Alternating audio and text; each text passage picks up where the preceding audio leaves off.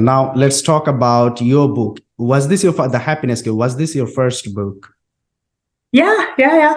Okay. Absolutely. And it's written in Norwegian. It's written in Norwegian, and it's translated into Polish and Danish, and I think Czech, to some other languages. But it's a book focusing more on the individual than my regular work, which is more focusing on policy and policies and public health. Yeah. So now let's talk about your book and what have you discussed in the book. I think you gave 31 tips or guidelines or something like that to build a happy life, to have more joy and meaning in life. So can you tell us a little more about that? Yeah, I try to collect some of the main finding from my research and other people's research into sort of practical, applicable practice, or tools that individuals can use in their own life to have more meaning and joy in their everyday lives. And so it's a lot of different different tips. 30 or 31 to be exact. And I think I end the book by sort of underscoring, so that there is no happiness cue for everyone, and that will work for all of us. But it's sort of a book of ideas that people can try out. And certainly there's so many things you can do about your life. Anything particular you would well, no, because I have not read the book. I didn't get the English version, so I just read a summary of the book in English, and then I found that there are 31 tips or suggestions or recommendations that you gave to the readers, so that I think happiness has a lot to do with where you put your attention, and I think I wrote quite a bit about that in the book as well. I mean, most days are full of hassles or everyday activities and boring incidents or stress, for that matter, and just to pay more attention to what actually works out well.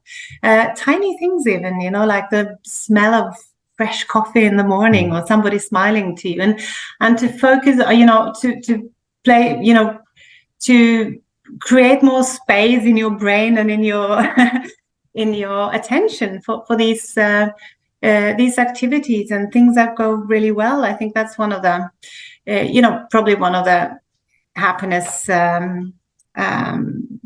interventions that has, quite good good evidence base. But I focus quite a lot about activities, maybe because I'm Norwegian, and the outdoor activities. And I think that's so important. Sometimes it's difficult to think yourself happy and more joyful, I mean, sometimes it's even provocative when people tell you to look positive on something. But we do generate a lot of happiness or joy, when we are active in life, when we run or walk, when we are present in nature, when we, listen to music, when we are inviting people for dinner or take part in discussions or talks, and in social relations, not only our close relations, but also the more distant relations, when we have a little chat when we buy our coffee, or nod to somebody we walk past in the train, so I think it's a lot of focus on different activities in the book, and but also underscoring that there's no exact happiness cure, and being too focused on and too concerned about your own happiness and the happiness cure and start monitoring your life is often related to not becoming happier, or actually less happy. Because I think, when you get so concerned about yourself and how you feel at any given moment,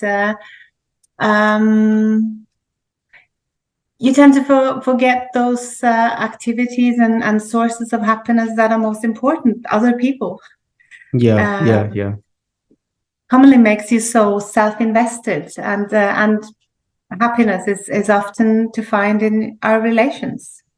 Exactly. Yeah, I understand. And I think what you are saying is that we need to try to find happiness in the little things in life, not something grand, not something big. Like if I get a good job, if I, buy a very expensive car, instead of focusing on those, we should try to find joy and happiness and meaning in small things in life, right?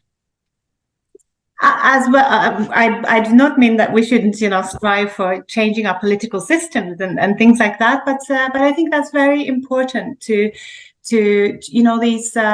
You mentioned the word koselig previously, which is the same word as hygge. Okay, yeah, in Danish. Used as a Danish word, and all these joys that are sort of sustainable, close at hand. And use them as sources of strength in life, because I mean most lives, whether you live in Bangladesh or in Finland, or people are exposed to. I mean, life is harsh, it's not always fair. It's frustrating and painful. So we need. It's so important to have. To be able to create opportunities for these positive moments that sort of strengthens us in life and for life, to handle the rest of it. Yeah. I get it. So if countries with low happiness want to improve their citizens' happiness level and well-being levels, what key measures can the governments take, especially maybe in the areas of public health? What would you recommend? Well, I would certainly be focusing on the universal or structural measures, redistribution of wealth, safety. Safety is important wherever people live. It's impossible to be happy if you live in, insecurity. It could be physical, or it could be sort of a, cultural unsafety, but safety. And I think some Dutch colleagues, they were doing this environmental scan. What factors are really related to well-being, and most of them are in the sort of realm of socioeconomic factors. We need homes. We need to live in safe places and neighborhoods. To be able to buy our food, and have access to work, meaningful activities, to healthcare and education. So I think that is certainly the most important. Yeah, I get it. And I think the Nordic countries are really doing a great job in these areas. And that's why these countries keep coming up at the top or near the top on the happiness index, because when the basic things are covered by the welfare services and the comprehensive social safety net that these Nordic countries provide for the citizens. So your stress levels and your levels of worry will go down, and you will start to have more meaning and more joy in your life, because the government is trying to create opportunities so that you will not feel very stressed. Instead, you focus on your life and try to have a meaningful life, doing something that you really love and find meaningful. So that's a good explanation. Yep. I think happiness or satisfaction with life, it is about having fulfilled some of your basic psychological needs, and you need to address those needs on a sort of governmental, on a national level, I think, to have a happy nation. Yeah, exactly. And now the last question I have, because Norway is among the happiest countries. Do you think all the people of the world should move to Norway to become happy? Yeah, it seems to be that people sort of moving from places where they are less happy, sort of, they become more happy or closer to the population they move to. But the world population is how much? 6 billion? 8. I think it has. Is it 8? Touched the 8 billion mark recently, United Nations say. Yeah. So it would be quite packed then.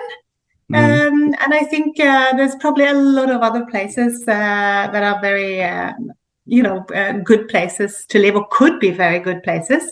I have often been thinking about maybe not Bangladesh, but maybe Asian countries. Certainly, I spent a couple of years in India, actually. Oh, really? Oh, my God. Okay, India is our neighbor, yeah. So yes. yeah, So yeah.